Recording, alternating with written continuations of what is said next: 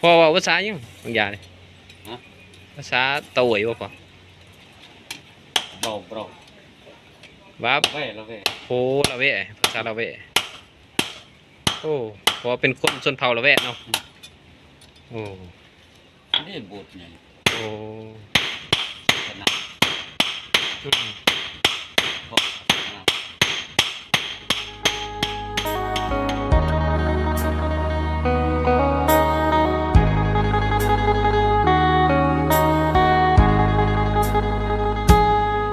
ตีผาบ้านนักทิพย์เก่าบริตี้เนาะไหมเนาะพอเนาะบริตี้เนาะไหมเนาะตีจะน้อยก่อนนี่โอ้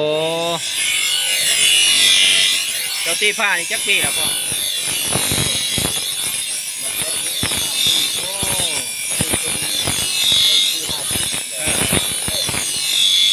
ตีผ้าเนาะนักทิพย์เก่าเนาะพ่อเนาะเมืองบะเจียงนักทิพย์เก่าเจ้าเนาะกลุ่มละ19เจียงเนาะสมัยใหม่มันง่ายเนาะค่ะกระทำสิได้ดวงหนึ่งเลยนี่เอาตัวนี้มาคนเราสบายโอ้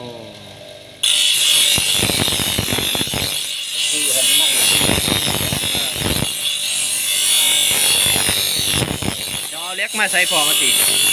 แล้วเด็กเศษเทลักแปดโอ้ไปหาสื่อเนาะโอ้ยังจะดวงพอจะตีมือ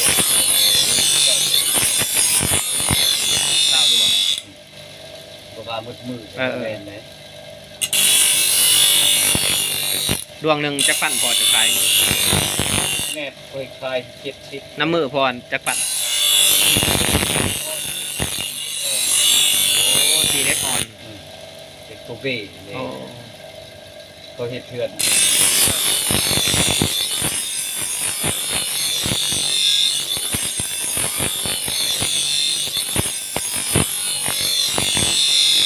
นี่บ่แพงเนาะโล15เด็กแหนบสหา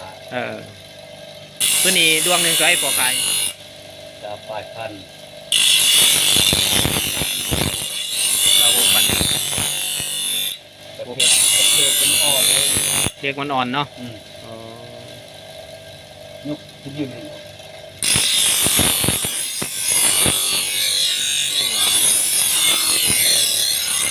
แล้วว่าพอโอ้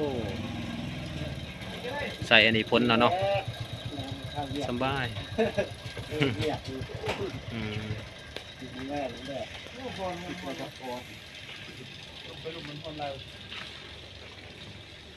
โอ้ตัวนี้ลูกปืนเลยเนาะเอามาเห็ดบอลตีผาลูกปืนเลย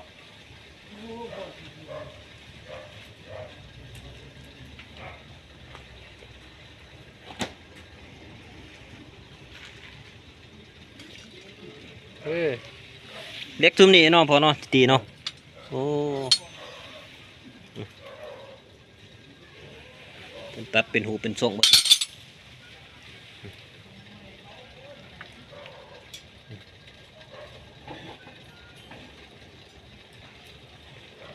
โอ้ตัวนี้เจ้าก็บริสูบเอาอีกเนาะพอใส่ได้อีกเนาะ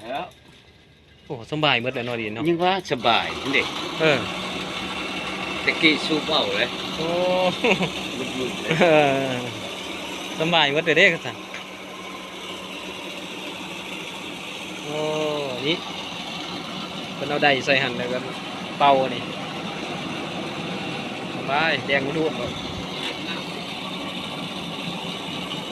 นี่ได้โอ้ได้เป็นปลาอยู่นี่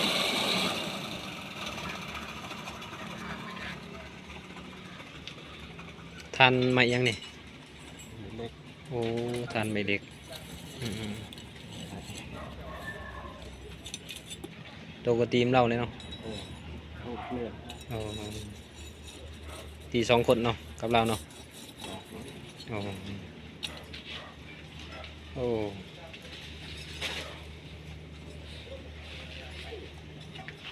ตัวนี้ก็ซื้อมาให้เนาะพอเนาะ ซื้อแล้วเว้ย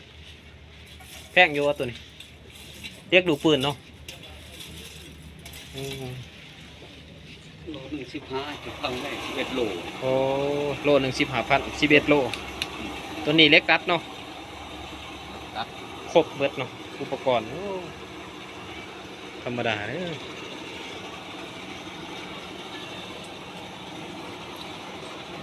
ตีบ่ลง โมมีพอคันมีเล็กแหนบมาให้ตีปั้นกันได้บ่พอ ได้ โอ้ ได้ยัง เล็กรถทุนได้บ่คันเล็กแหนบอันหนึงนี่ได้จังอันพอ ซ้ำชอกนึงได้2 โอ้โอ้สิหาเล็กมาให้เจ้าตีให้ก่อน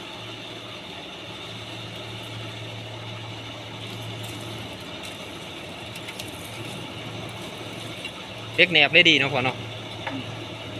ดีแล้วแม่ มันกะดีเนาะ พันอีกได้ โอ้เบิ่งสิเบิ่งพอตีก่อนบัดหนึง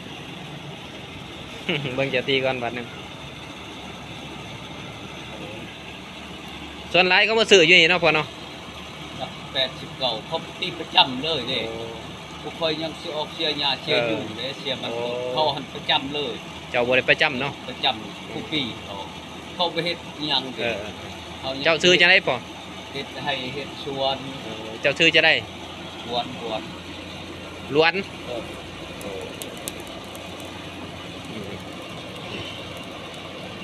โอ้แห้งเนาะได้เป่านี่แห้งเนาะ ทีนี้คันตาตัวใหญ่หั่นแห้ง โอ้ผักเด้อพ่อใหญ่แม่นแม่นอยู่ละเกียดดูอยู่ละเกียดซื้อคำเผยไม่เลยแถวนี้ เพราะว่าเก็บกูระเบิด ฮะ เพราะว่าเก็บกูระเบิดแน่ บ่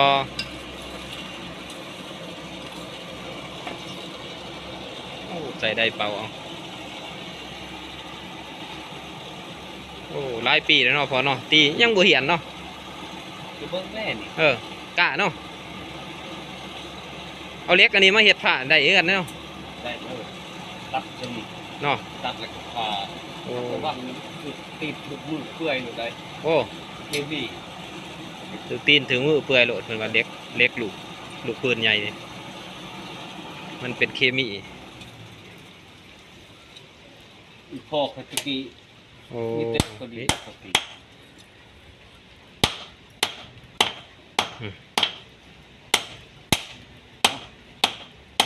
เอ๊ะลัง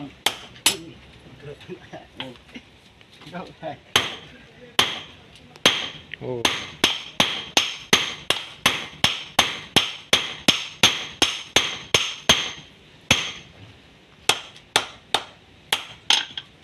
จังหวะมัน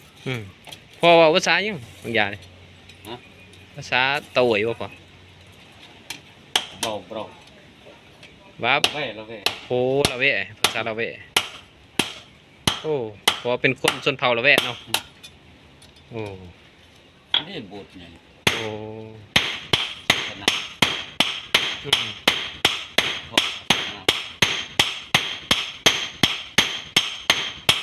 คู่ที่ศาสนา อืม ศาสนาเปีย นี่เสียดพางองวะนี่ ภาษี โอ้ขาซื้อ ตามเขาสั่งดีพาเหมาะ โดย ภาษีตัวนี้ โอ้กระซ้ำชิ้นได้เป็นดวงหนึ่งนี่ว่าธรรมดาเนาะ โอ้มันจุกนะ โดย ทาในงาน แต่ว่า ทา พอเฮ็ดไปเนาะพอเนาะ ทาตัว มันเป็นอาชีพ แสนสาวปลายพันเลยเอา มันเป็นอาชีพเสริมเนี่ยพอเฮ็ดไปเนาะอืม พอผู้ป่วยที่แก้ไขชื่อ โอ้ส่วนไรก็ออกสวนเนี่ยเนาะเฮ็ดสวนมันบ่พอ และปลูกมันเลยครับมาตี โอ้ เล็กปฏิภาเชียยานี้ ย่ำบางเลยมาตีเล็กเนาะ เออ อืม นั่น โดย เขาตีประจำเลยแล้วรัก18 19 เออ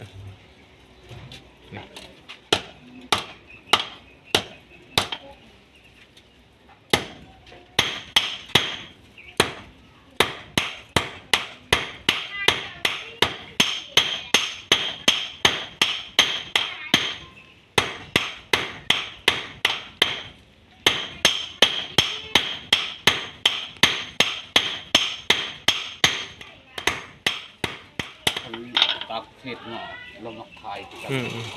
โอ้ต่างประเทศก็มาไทยเอาพออยู่ เวลาตี ธรรมดาเนาะไทยหดผ้าหดมีด โดย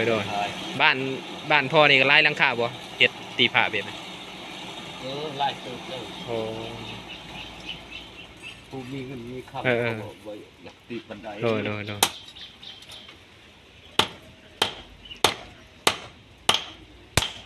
ตะกี้อาชีพไม่ตีแล้ว ตีเล็กไปรอขายบ่ตะกี้พอ เขาไปพักเลยที่เขาเอาน้องก่อน โอ้ ยางออก ผ่าตีพักตลอดโอ้ 80ใช้รถถีบรอขายเนาะ บอกว่าปักเจ๊กระทอลง โอ้ ใส่กระท่อใส่กระผ้าเนาะ โอ้ หาหลอกขาย ยางเอาเลย โดย บ่มีรถเด้ โอ้ มีลูกเนี่ย ไปนอนบ้านเขาหมดแล้วเนาะพอเนาะ ว่าตอนน้องบอนพูด โอ้ เห็นหน่อยเลยดูดีเด้อคือรถทารถบริหาร โดยโอ้ท่านนี่มันกระทนเนาะบ่หมดไว้เนาะ โอ้ยไม่เล็กเด็ก โอ้ไม่เล็ก ดังได้ พอไปซุ้มเอาบ่ไปทมเอาบ่ ชื่อมันเขา โอ้สอบเท่าไรพอไม่เล็ก แสนสาหาพัน โอ้กล้าดีเนาะ เออสูบกับเล็กคนนี้ได้ กล้าสุดๆเลยเนาะโอ้ สัตว์เหลือผ่านห้องอันนั้นนี่บ่ทนเหรอนี่แหละบ่แดง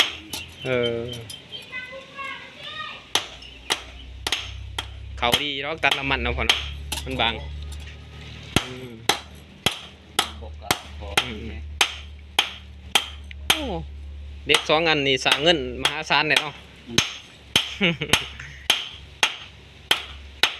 ลงทุนตีเล็ก โอ้ จักทางจักแคลมันจักเล็กทำเป็นขาให้งานเขา โอ้ เลยไพ่คือ พอตีกับลูกชายบ่นี่ตี2 คนกับลูกชายเนาะ เอาให้งานกัน โดย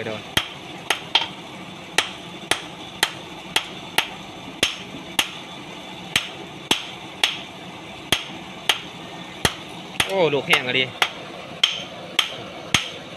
กำลังได้เป่าโอ้ลูกพูดเลยก็เมนทานธรรมดานี่ข้าวเดียวแล้วนี่ หัวผมเลย เนาะพอเนาะข้าวเดียวหมดแล้วแหละนี่ทานกะลีนี่แดงหุ่นๆเลย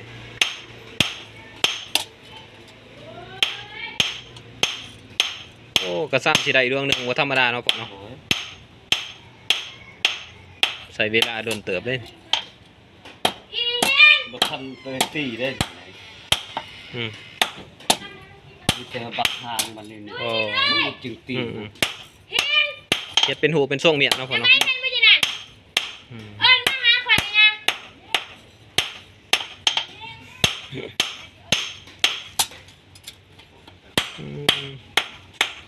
เอาไปได้ยินเสียงตีผ่าเนาะแถวนี้เนาะ โอ้ยฉันเขามาตีนี่ กึกกักแน่เนาะพ่อเนาะ เลยบ่ว่าเต็มหรือว่า อืม ไม่ พอเพิ่นอยู่บ้านรัก19เมืองบะเจียงเด้เริ่มเป็นหูเป็นช่วงเลยเด้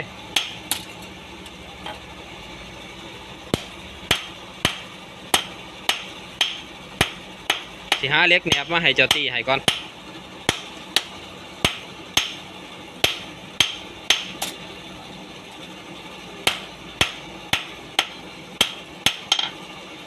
เสียมยังเจ้ากะตีกันนะเนาะพ่อเนาะเฮ็ดเป็นอยู่พอเสียม เป็นมด โอ้ เดี๋ยวเราจะได้เป็นมด เออ บอก โอ้ เขามาส่งเลยเลย โอ้ เนี่ยนะ เออ 50,000เก็บเสียมเลยเลย เออ เสียมเพิ่ง เบื้องหนึ่งเป็นเสียมเบื้องหนึ่งเป็นเล็กงัดโอ้คักเนาะ เดี๋ยวนี้เขามาให้เลยเลย เจ้าเฮ็ดเป็นช่วงได้พอ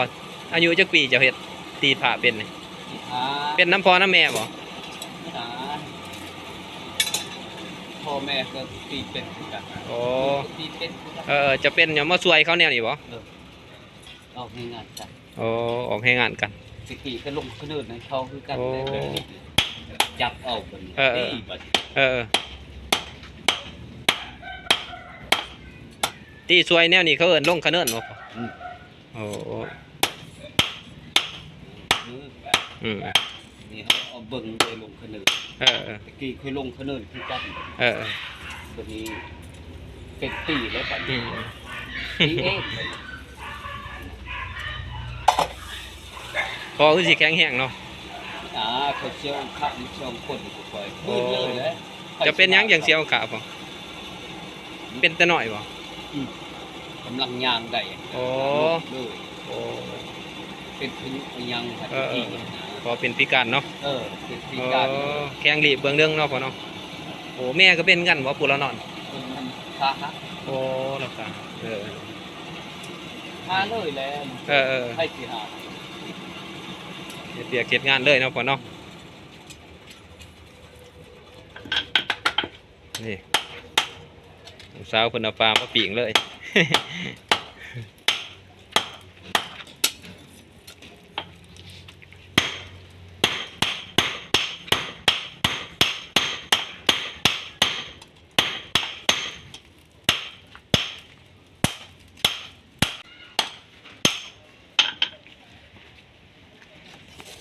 โอ้น้ำตัวนี้จะเอามาอย่างพอ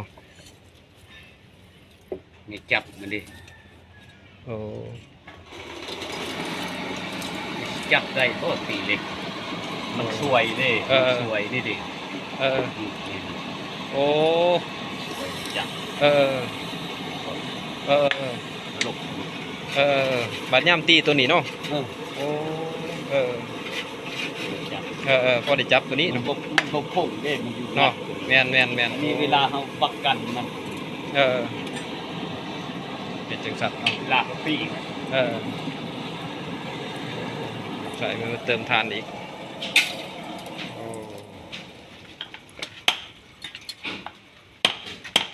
สอบหนึ่งนินเดตีร้ายเถื่ออยู่เนาะพอเนาะ แล้วงวดนึงอยู่แล้ว โอ้ มันคือโหนดเลย60โหลด โอ้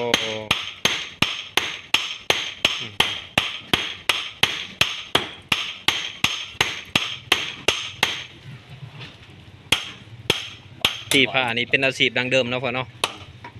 แต่พอแต่แม่เพิ่นผ้าเฮ็ดเนาะ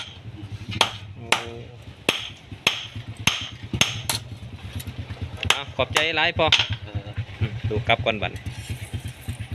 จืดนะ โดย